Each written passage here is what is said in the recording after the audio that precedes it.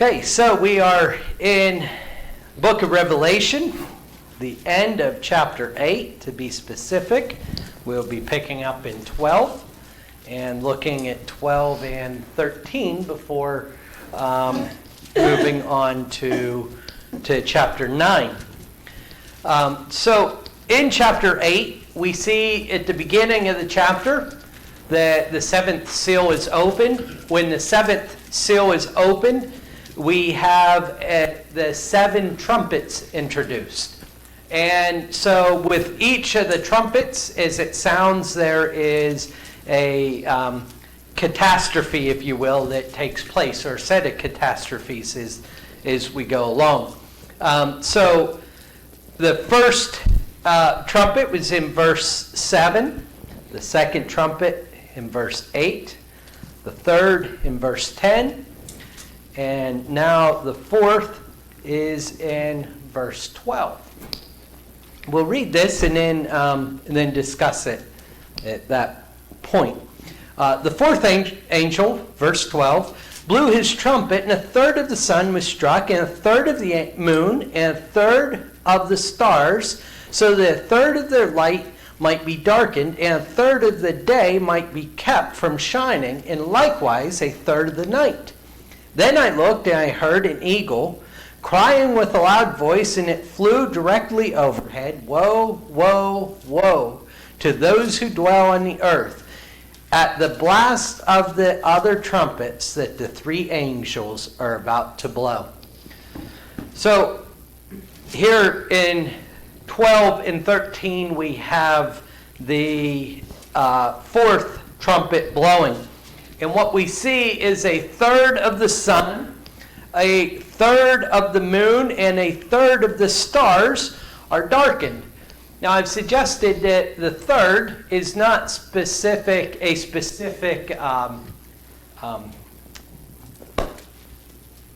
what are those? Fractions.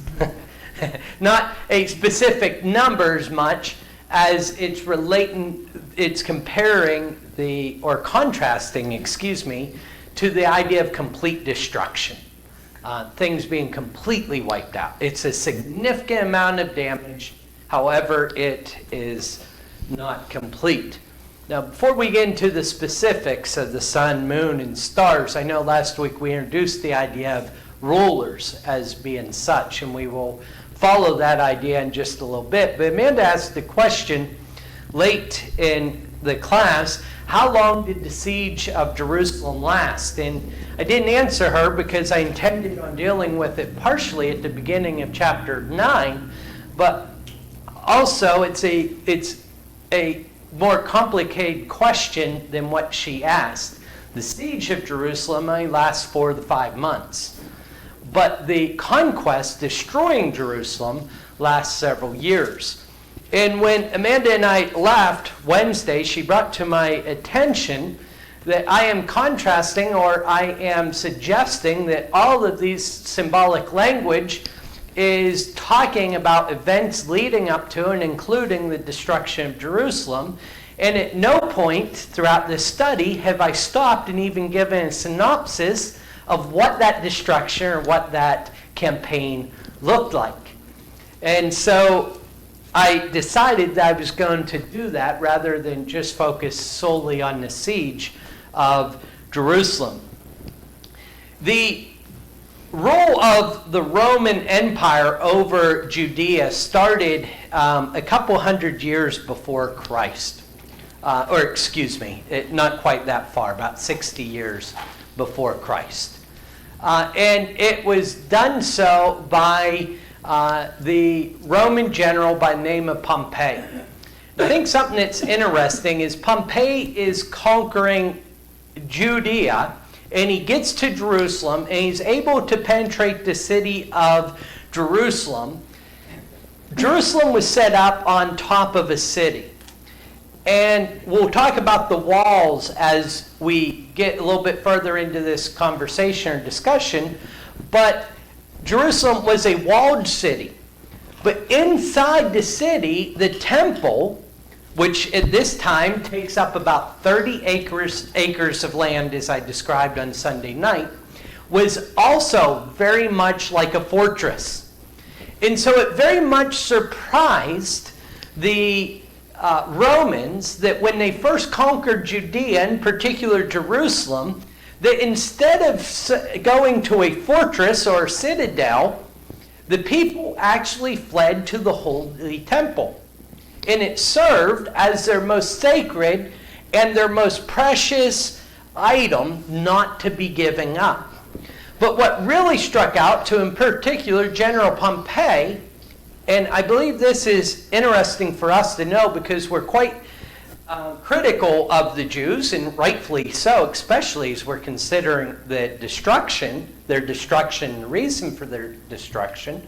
But the other side of it was their dedication. As the temple fell, the priest never ceased to do their holy rituals. They continued their worship even as they were being killed and as the whole city fell. And that is something that really struck the Romans. Well, I mentioned Sunday night that what took place after the conquering or during the rule of the Roman Empire is the taxes had a very significant impact on the Jewish people. Remember that the 12 tribes broke up or carved up the land of Israel. And each tribe had a segment of land within Israel. Each family was giving within their tribe a certain amount of land. They had very, very specific laws. Think about all the laws that the firstborn got twice the inheritance of the secondborn son. And there was very specific laws such as if a man died, that his wife was to go to the eldest son. Why is that? It's to protect the inheritance of his offspring. Everything, or so much, of the Old Testament law was about preserving their inheritance. Think about it. At one time, one individual, if I'm not mistaken, Summer was his name, owned this whole valley. Is that correct? Anyone correct me on it? Well, if we go back further than that, right, it was originally deeded to Penn. Right? That's how we get our name. Well, his heirs don't own near the whole state anymore, do they? So there were laws that preserved the inheritance of each tribe and the families within the tribes. And that's all in the Old Testament law. What was happening during the Roman rule is that they were being taxed to the point that they were losing their land and losing their sacred inheritance. So what started very soon to take place is there were political factions that developed within the Jewish nation. Some of the most notable and most significant for our purposes are the Zealots. Can anyone think of a zealot in the New Testament? Simon. Who was Simon? Simon the what? Not zealot? Or? Simon the sorcerer. Well, that was a different Simon. He was the sorcerer. The zealot was a disciple, or the apostle, becomes the apostle, right? He was one of the called. And we read that in Scripture when Jesus is calling his apostles. Simon the zealot. The zealots believed that they should rebel against Rome and were continually pushing for that. They were also known as assassins. And we're going to see in just a few moments that at the time leading up to the destruction of Jerusalem, they assassinate a lot of people. There also was factions who withdrew from the cities because of the corruptness of the day and lived on the outside of the cities. And they believed that they were under Roman law because of the corruption of the people of their day. And they believed they should be independent of Rome and pushed and pushed for rebellion. One of the small things that history tells us, you could know where a family stood politically, was in the cups they used at the dinner table. One of the most popular cups was a Roman imported cup. And you would know immediately when you sat down at a Jewish table where they stood politically, because if they did not have that Roman cup, it was a political statement, and they were for rebelling against Rome. We also read about the Herodians. What Rome did when they set up is they set up rulers. They set up kings. King Herod was a king, a puppet king of the Roman law, and was set up by the Romans to rule in the area. Remember in Scripture we read about the Herodians, right? These people, Herod did quite well under Roman law, didn't he? So the Herodians supported Rome, supported the role of Rome. Of course, we know other factions, such as the Pharisees and Sadducees, fared very well under the current regime, if you will. And that's why, remember, they said of Jesus, it's better that one man die, the high priest said, for the whole nation, right? He's talking about not allowing a rebellion to take place. They felt the Messiah was going to lead a rebellion against Israel. Now, leading up to this, in 66, there is a governor put in place of Judea. His name is Gessius Florus. He's put there by Nero because Nero's wife was friends with his wife. That always makes for a competent ruler, right? Gessius constantly provokes the Jews. He allows Greeks to defile their temple. When they pay him to hear their case, when they pay the governor to hear their case against the Greeks, he takes their money and then refuses to hear their case and punishes those who were complaining about it. He shows up at the temple with soldiers and demands 10 talents out of the temple treasury and takes their money. He is stirring up and trying to induce revolution, most believe, so that they would be conquered and be annihilated. And in 66 AD, that's exactly what happens. The Zealots seize control. They take over Jerusalem. And by the way, Annas, the high priest, loses his position at that point. And the city falls into chaos. What happens after the Zealots have control of Jerusalem is they actually break into their own factions and fight amongst each other. The city of Jerusalem had grain stores such that the city could have lasted a siege for years and years and years. But you know what Zealot A's group would do when they encroached upon Zealot B's and pushed them back a little bit? They would burn their grain stores. And then Group B would push back and light their grain stores on fire. To the point that by 70 AD, when Rome has surrounded Jerusalem, the siege only lasts 5 months and they are starving to the point of eating their own children. They should have had enough grain to last for years. But that's the point that they were in.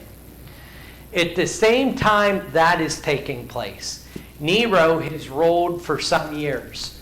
Nero is not only incompetent, he's a psychopath.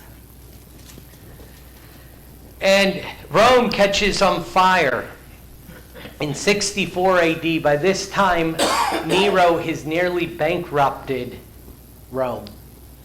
He took a dynasty that is a world legacy and has all but bankrupted it in a few years. Now, for the first time, there are civil wars within Rome as nations are winning victories against Rome. There is fighting inside Rome to the point that the political situation is so bad that when Rome catches on fire, they accuse Nero of having it set on fire himself and as playing the fiddle. You've probably heard that myth. As playing the fiddle while it burnt. Nero is not in a good position. There's all kind of infighting, and it eventually gets to the point that he's going to lose control, and in 69 AD he takes his own life. That plays into the destruction of Jerusalem, as we'll come back to it in just a little bit. Questions so far? So we come back to Jerusalem. During this time, this civil war is based out of Jerusalem, but it is spread all throughout the land.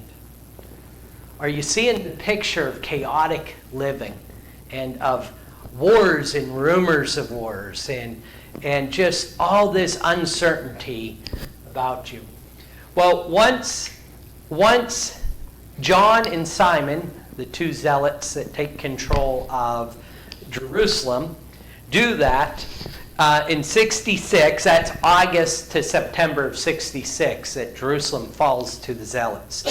It gets the attention of the Romans in Syria because they also attack the governor Gessus and expel his forces out of Jerusalem when they take over Jerusalem. So Gallus comes down out of Syria with a force. And by most historians' account, Gallus is not an overly capable military individual. But he is able to all but subdue Jerusalem. And before she falls, he turns and starts an orderly march back north. Most assume he thinks the job is done. The Jews attack the backside of the Roman legion, killing 6,000 Roman soldiers and taking all of their loot and possessions. What do you think happens next? You can probably guess. That is in 66 AD. By 67 AD, Vespasian, with at least 60,000 troops, is entering the northern side of Judea. The northern side of Galilee, I should say. Northern side of the Jewish nation. Now, even while he is pressing down through, conquering every walled city, the Jews are still in Jerusalem killing each other and burning their food. But this is what's important, and I think I've completely left this part out. We talked about Luke saying that when you see the armies, Matthew says the abomination of desolation, right? Luke 21 says when you see armies surrounding Jerusalem, flee. Don't go back to the city. This is what's so interesting. Vespasian comes into the northern part of what we would call Israel and starts conquering all these cities, one after another. And he's zigzagging through the land, conquering them. The people who escape, and by the way, that's not a lot because he is cruel, to say the least. The people who escape, guess where they go? Jerusalem. Because that's the impenetrable city in their mind. So all the people are gathering at Jerusalem. And the population, remember what they're short on? Food. The population in Jerusalem is swelling.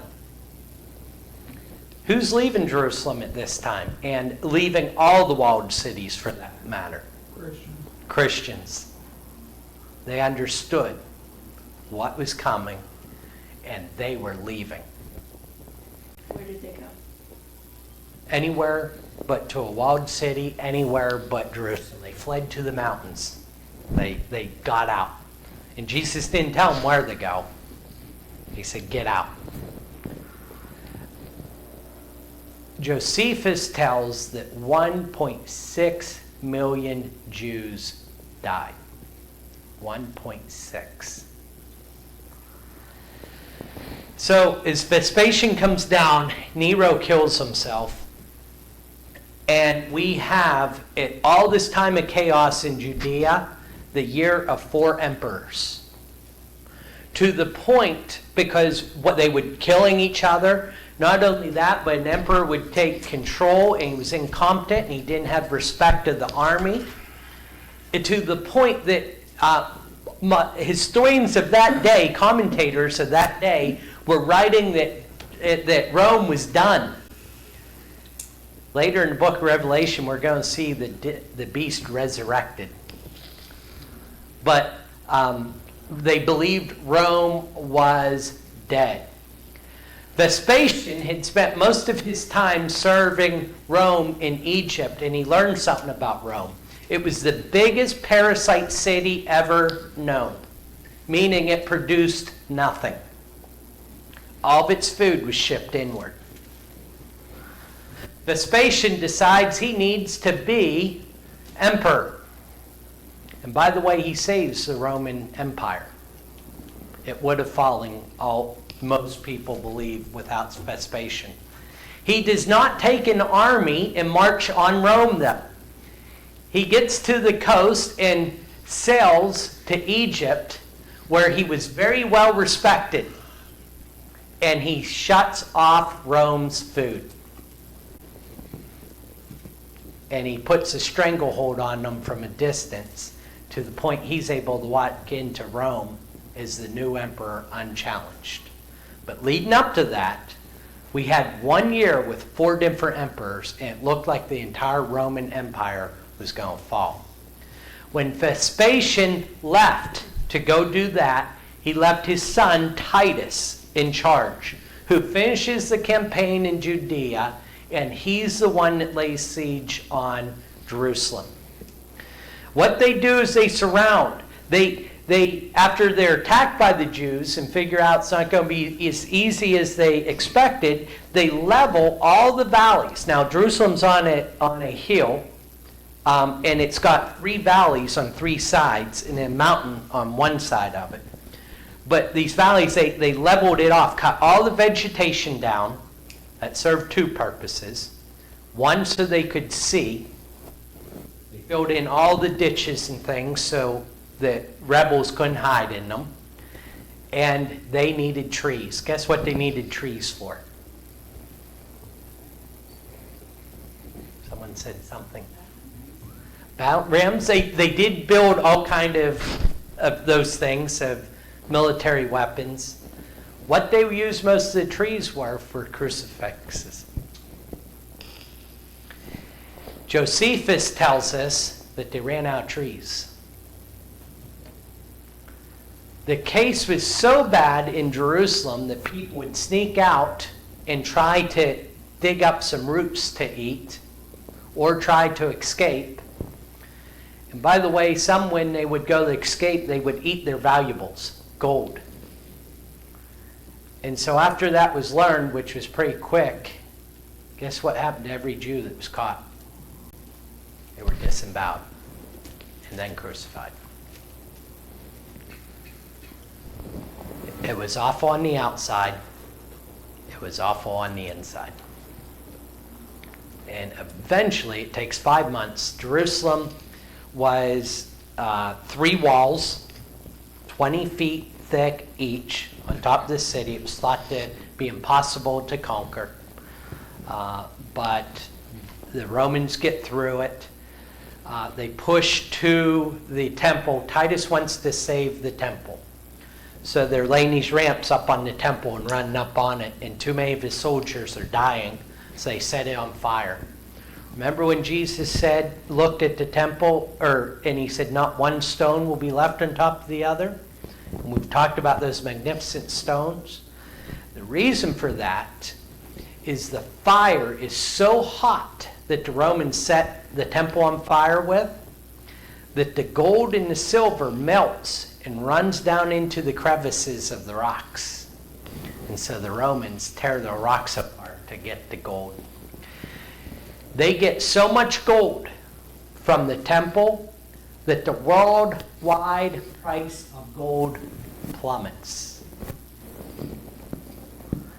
To this day, the Arch of Titus, which his brother Demetrius, the following ruler, Titus doesn't rule for very long after his father. Vespasian rules for a number of years. Then Titus takes over, and Titus suspiciously dies of a strange illness, and his brother takes control. But his brother wants to put an end to the suspicion that he had his brother killed, so he builds the arch, finishes the Arch of Titus, which lays out all the gold and all the valuables they took out. One last point about that destruction is that Josephus tells that when Titus steps in and looks into the Holy of Holies, no one saw in there other than the high priest once a year. He accounts that the Jews had understated the immense value and preciousness of the Holy of Holies. They hadn't overstated it, they'd understated it. Questions or comments? One thing I failed to mention, I meant to, they had no mercy on anyone inside or outside the city. They killed everyone they could. Anyone they did keep alive, they sold into slavery, and then that led off a worldwide, a empire-wide persecution of the Jews after 70 AD. If you were a Jew, you were not safe. By the way, read Deuteronomy 28, if you would, for a form of homework for next week. Deuteronomy 28, 47 through the end of the chapter. What you find there in Deuteronomy 28 is God's prophecy against the Israelites. He says, if you do not follow me, this is Mike's words, if you do not follow me, here's what's going to happen to you. So I encourage you to read that half a chapter and consider what little bit that we've talked about for that history. Questions or comments on that before we get into the specific text? All Yes. the people that you said there was 6 million. million people, what, did they just like dig big holes, and what did they do? That's a lot of people. The jackals and dogs, remember Jesus said that pestilence and wild beasts were going to feast. The jackals and dogs were said to have consumed in packs. They'd come, but that you couldn't bear the stench for anywhere near this place. That bodies were hung, bodies were in the street. By the way, because we took this time, we won't get into chapter 11. But by chapter 11, we're going to see that in Jerusalem, the bodies lay in the streets. There were 6,500, I've got a few numbers in my head. I think it was 65 or 16,000, I can't remember which, bodies in the temple alone that perished. Okay. Now, let's come back, and I know that took up the majority of our class today, but like I said, I did realize that we're comparing this without any overall outline of what took place during this time, without those historical facts. So at the fourth trumpet, the sun was struck, a third of the sun was struck. I mentioned the zealots, I mentioned all the unrest leading up to the destruction of Jerusalem. This is by Farah, a commentator, and he writes this concerning these words. In accordance with the recognized imagery of apocalypse and prophecy, ruler after ruler, chieftain after chieftain of the Roman Empire and the Jewish nation was assassinated and ruined. Gallus, Claudius, Nero, Galba, Otho, Vitellius, all died by murder or suicide. Herod the Great, Herod Antipas, Herod Agrippa, and most of the Herodian priests, together with not a few of the leading high priests of Jerusalem, perished in disgrace or in exile or by violent hands. All these were quenched suns and darkened stars. We noted last week that Scripture refers to priests and rulers as stars and moons and the sun. So I believe what's being prophesied here is that we're going to lose all the rulers. And I shared a little bit, just briefly, the chaos that takes place when the rulers fall, both in Rome and in Jerusalem. I happen to believe that this trumpet is more specific towards that of Jerusalem, not of Rome. But we're losing these rulers. Additionally, with everything being darkened, I think what we're seeing is the light of righteousness, the light of God not shining on the land. Not only are the rulers falling, but everything is being darkened. Israel has turned their backs on God, and now at this point, they're suffering the consequences for that. Questions or comments? No.